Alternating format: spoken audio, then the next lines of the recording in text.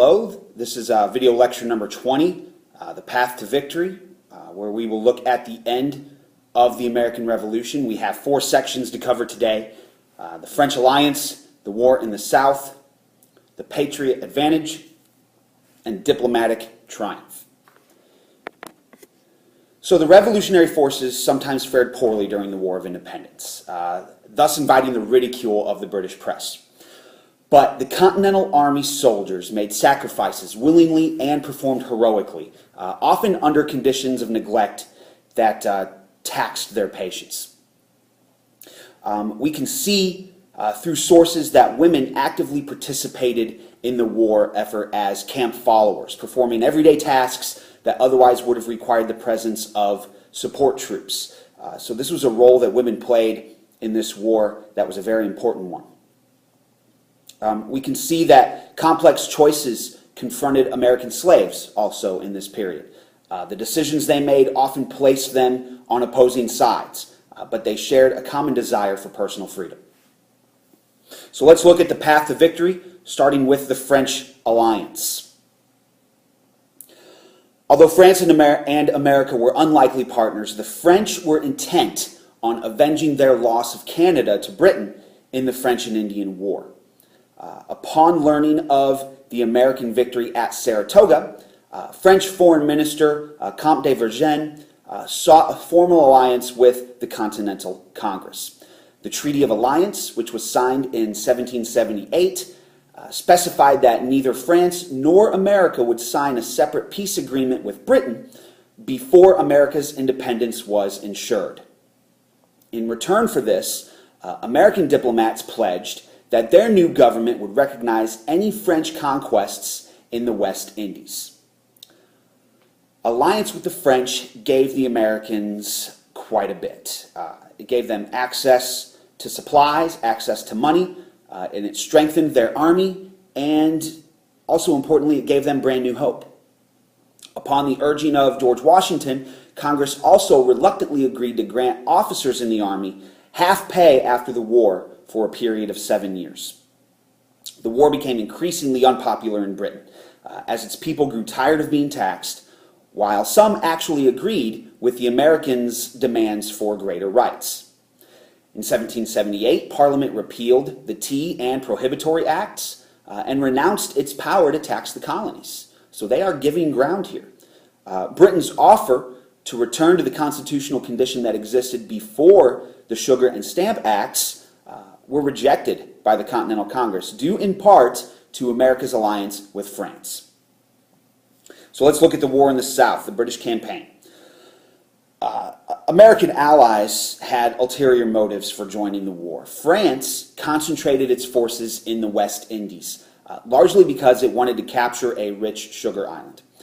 Spain loaned naval assistance because it wanted to regain Florida and Gibraltar. The British strategy in the South was to capture the rich tobacco and rice growing colonies and also to take advantage of the already existing racial divisions. By the end of 1779, Sir Henry Clinton and his men had reconquered Georgia, and in 1780, Lord Cornwallis and his men took control of South Carolina. The tide of battle turned, however, when the Marquis de Lafayette convinced Louis XVI to send French troops to America. American General Nathaniel Greene then devised a brand new military strategy, and that was to divide the militia into small groups with strong officers and strong leaders so that they could harass the British troops who were far less mobile. Eventually, his troops, weakened by the war and abandoned by the British Navy and surrounded by the French Navy and Washington's Continental Army, Lord Cornwallis surrenders at Yorktown in October of 1781. Isolated diplomatically in Europe, stymied militarily in America, and lacking public support at home, Britain gave up prosecution of the war. So let's move on to the next section, which is the Patriot Advantage. Angry members of Parliament demanded an explanation for how such a mighty country as Great Britain could be defeated by what was seemingly a motley Continental Army. The ministry blamed the military leadership, pointing with some justification to a series of military blunders. The Patriots, well, they had experienced politicians who commanded public support. And in George Washington, they had an inspired leader who recruited outstanding officers to shape the Continental Army.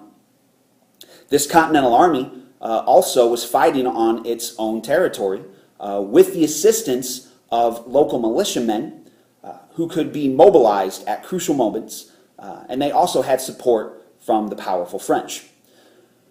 Americans themselves preferred Patriot rule and refused to support loyalist forces or accept occupation by the British Army. So our last section is the diplomatic triumph at the end of the war. In the Treaty of Paris, signed in September of 1783, Great Britain recognized independence of its seaboard colonies and relinquished claims to lands south of the Great Lakes. This land, between the Appalachian Mountains and the Mississippi River, was the domain of undefeated pro-British Indian people. Leaving the Native Americans to their fate, British negotiators did not insist on a separate Indian treaty, and they promised to withdraw their garrisons in the backcountry quickly. Other treaty provisions granted Americans fishing rights in the North Atlantic, and they also forbade the British from carrying away any slaves or any other property. And it also guaranteed the Americans freedom of navigation on the Mississippi River. The American government promised to allow British merchants to recover their pre-war debts and also to encourage the state legislatures to return confiscated property to loyalists and to grant them their citizenship. The British made separate peace with France and with Spain through the Treaty of Versailles. Ultimately, only Americans really profited greatly from the treaties. They gained independence from Britain, and they opened up the interior of North America for eventual settlement. Okay, so this does conclude video lecture number 20, The Path to Victory. Please answer the review questions that you see on the screen now and continue on with your reading.